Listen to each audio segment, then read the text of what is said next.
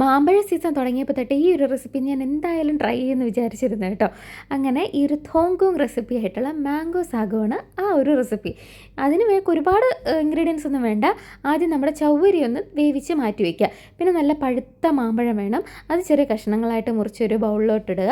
എന്നിട്ട് അതിൽ നിന്ന് കുറച്ച് പീസസ് എടുത്ത് ഒരു മിക്സിയുടെ ജാറിലോട്ടിട്ട് കണ്ടൻസ് മിൽക്കും ചേർത്തൊന്ന് അരച്ചെടുക്കുക. എന്നിട്ട് ഈ പീസസ് ആയിട്ട് അരിഞ്ഞു വെച്ച മാമ്പഴത്തിലിട്ട് ഈ ഒരു നമ്മൾ അരച്ച് വെച്ച ആ പേസ്റ്റും പിന്നെ നമ്മുടെ ചവ്വരി വേവിച്ച് വെച്ചതും കണ്ടൻസ് മിൽക്കും പിന്നെ നല്ല തണുത്ത പാലും കൂടെ ചേർത്ത് നന്നായിട്ട് മിക്സ് ചെയ്യുക. ഓരോരുത്തരുടെ മധുരത്തിനനുസരിച്ച് കണ്ടൻസ് മിൽക്ക് ചേർക്കാം. പിന്നെ തണുപ്പിച്ച് വേണം കഴിക്കാൻ. ആ ഒരു ക്ഷമ എനിക്കില്ലാത്തതുകൊണ്ട് ഞാൻ കുറച്ച് ഐസ് ക്യൂബ് ഇട്ട് കേട്ടോ, ഞാൻ ആ കൊതിയുണ്ട് ഞാനത് ഇട്ടാട്ടോ കഴിച്ചത്. പക്ഷെ നല്ല തണുപ്പിച്ച് കഴിച്ചാലാണ് എൻ്റെ ടേസ്റ്റ് ഉള്ളത് കേട്ടോ. അങ്ങനെ ഞാൻ ടേസ്റ്റ് ചെയ്ത് നോക്കിയപ്പോൾ എനിക്ക് ഭയങ്കരമായിട്ട് ഇഷ്ടപ്പെട്ടു കേട്ടോ. മാമ്പഴം ഇഷ്ടപ്പെടുന്ന എല്ലാവർക്കും ഇത് ഇഷ്ടപ്പെടും.